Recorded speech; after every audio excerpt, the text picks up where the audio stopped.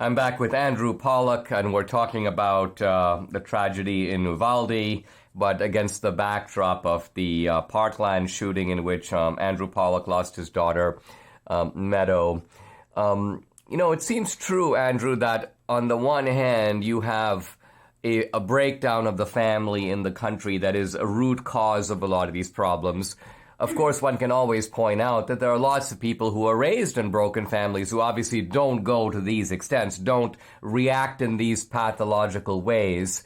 What do you think that happens to the shooter, if anything? Do they snap at some point and their relationship with society just breaks down? Because obviously they're targeting innocent people, so it doesn't seem like there's any kind of they're not taking it out. It's not a vendetta. They're going after people who had nothing to do with whatever difficulties they have in life.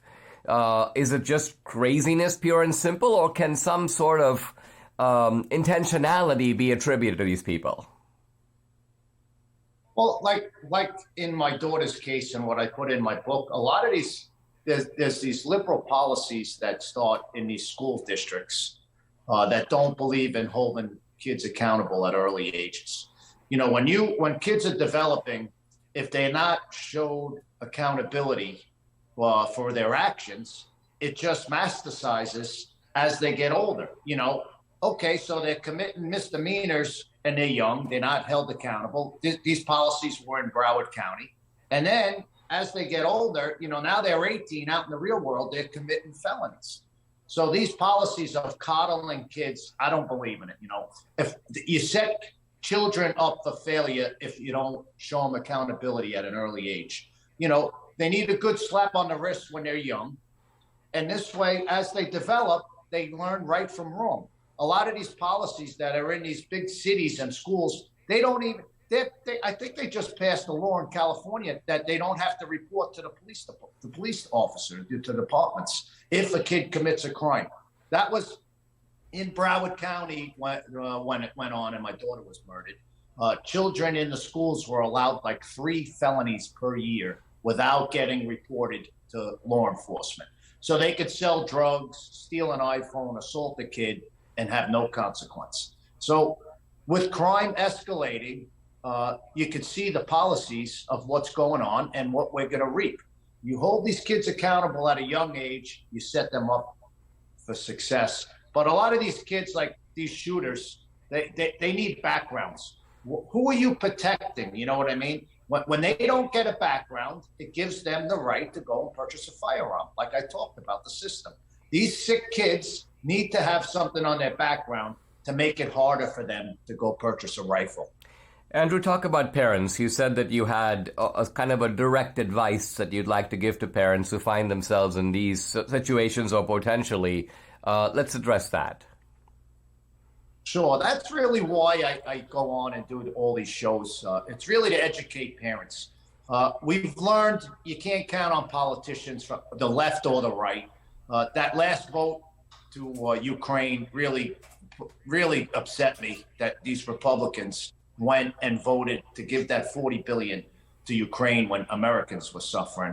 But parents, you can't rely on politicians and you can't rely on the school district to protect your kids.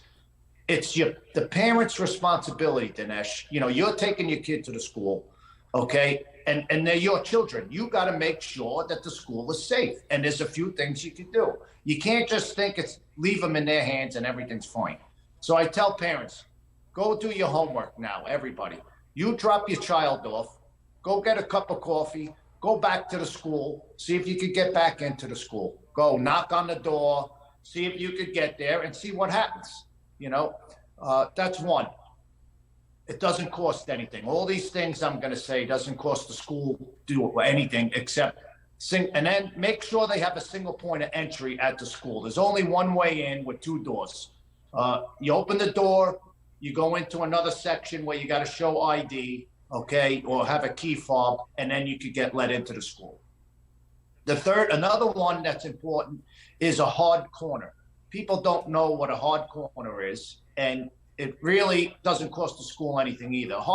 In Parkland, the shooter went in the hallway, shot through the glass in the door, okay? The kids were in view of through the window, right? They were at their desks, and he actually shot some kids. They still stayed at their desks. He went down the hallway, came back, and shot him again through the glass. Okay, so the hard corner is the wall against the door. Okay, so God forbid there's a shooting, the teachers could say they could mark it out like they did in Florida. They take a piece of tape on the floor and they say, everyone go to the hard corner. So now they're up against that wall where the door is and they can't be shot. That doesn't cost anything. You know, I just I shot a video in Vegas, and I went to the school and I'm in there, and the teacher's desk is in the hard corner. I go, do you guys know what they didn't even know what a hard corner is. And that's why I'm saying it. That area needs to be clear. God forbid they hear a shooting.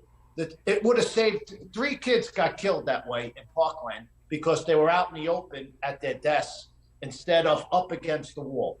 Those things don't cost the school anything to do. They also, you got to make sure you have armed security at the school. You know what I mean? More the merrier. One is not enough. Okay, we learned that in Parkland. Florida, like I said, we have a police officer for every 500 students. You got to have that. We have security at courthouses, sporting events. Look, you go to the airport, there's a single point of entry, even at the airport, right? You got to go through security. Why don't we have it at the schools? Another thing I've been working on, I'm Chief Public Safety Officer at Byrna. It's Byrna.com/school safety. I have this shield. This is, I worked on it, Dinesh. It weighs less than a pound, okay? And it could be placed in your child's backpack and it makes it bulletproof. Wow. It's less than a pair of sneakers. I'm going to mail a couple to you when we get offline. I'll get the address from Debbie. I'm going to get it for you. And I don't know, this is just things that parents could do. And like I said, parents, you need to get involved. One good positive thing that I see in the news, because we don't hear anything good in the news. The only thing I've heard is parents are getting involved in school boards, Dinesh. And that is the number one thing parents could do. You got to put the right people in your school board. They control the budget, which is a lot of money. They control security. They can make the difference and the changes. And it's more important locally at a school, at your local level, than who's in the White House if you're living in that community. You need a like-minded school board to keep your kids safe and teach them the right things. I mean, it seems like... And that's my message.